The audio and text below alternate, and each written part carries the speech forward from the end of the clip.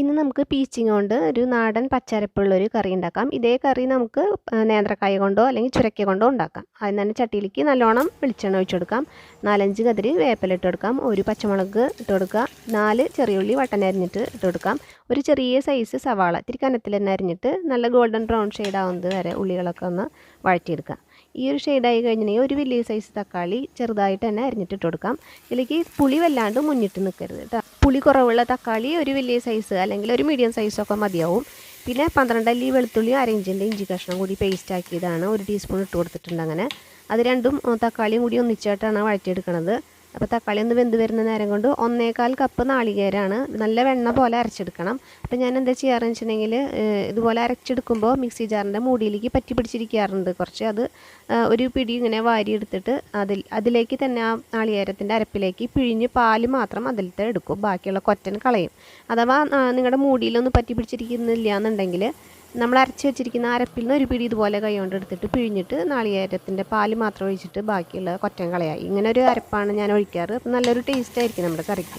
അപ്പോൾ നമ്മുടെ തക്കാളിയെല്ലാം നന്നായി സോഫ്റ്റായി വന്നിട്ടുണ്ട്. ഈ സമയത്ത് തക്കാളി ഇതുപോലെ നന്നായിട്ട് ഉടച്ച് തന്നെ മിക്സാക്കി കൊടുക്കണം. ഉടച്ചുടച്ച് നല്ല എല്ലാം കൂടെ നന്നായി കലരുന്ന രീതിയിൽ മിക്സാക്കി നല്ലോണം ഫ്രൈ ആയിട്ട് നല്ല വാസന വരുന്ന വരെ നന്നായിട്ട് ഇതുപോലെ വഴച്ചെടുക്കാം. അപ്പോൾ അത് നന്നായിട്ട് വഴന്നു വന്നിട്ടുണ്ട്. ഇഞ്ചി വെളുത്തുള്ളിയും ഒക്കെ നന്നായി മുരിഞ്ഞ് തന്നെ വരണം, അല്ലെങ്കിൽ ഒരു പച്ചക്കുത്തുണ്ടാവും.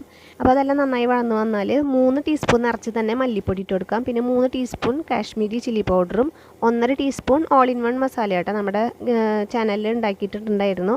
അതല്ലെങ്കിൽ ഗരം മസാല ഉണ്ടെങ്കിൽ അത് ഇട്ട് കൊടുക്കാം. 1.5 ടീസ്പൂൺ ഇട്ട് കൊടുക്കാം. 1/4 ടീസ്പൂൺ മഞ്ഞൾപ്പൊടിയും 1 ടീസ്പൂൺ ഉപ്പും കൂടെ ചേർത്തിട്ട് ആ മസാലയൊക്കെ ഒന്ന് നന്നായി മുരിഞ്ഞ് വരുന്ന വഴറ്റി കൊടുക്കുക. അത്രയും വേണ്ടോ. മസാലയെല്ലാം നന്നായി മുരിഞ്ഞ് വന്നിട്ടുണ്ട്. ഇനി നമുക്ക് ഈ സമയത്ത് 2 ചെറിയ സൈസ് പീച്ചിങ്ങാണ് എടുത്തേക്കുന്നത്. കുരു അധികം ഇല്ലാത്ത ഭാഗത്തിൽ ഞാൻ ഇതുപോലെ വട്ടന അരിഞ്ഞിട്ട് കൊടുത്തിട്ടുണ്ട്. അല്ലാത്ത ഭാഗങ്ങൾ വലിയ പീസുകളായിട്ട് ഇതുപോലെ കുരു മാറ്റിയിട്ട് ഇട്ട് കൊടുത്തിട്ടുണ്ട്. ഇത്തിരി വലിയ കഷ്ണങ്ങളായിട്ട് തന്നെ അരിഞ്ഞിട്ട് ഇട്ട് കൊടുക്കുക. എന്നിട്ട് ആ മസാലയെല്ലാം ഇതിലേക്ക് നന്നായിട്ട് കോട്ടാവുന്ന രീതിയിൽ നന്നായിട്ട് മിക്സാക്കി വെച്ചെടുക്കാം.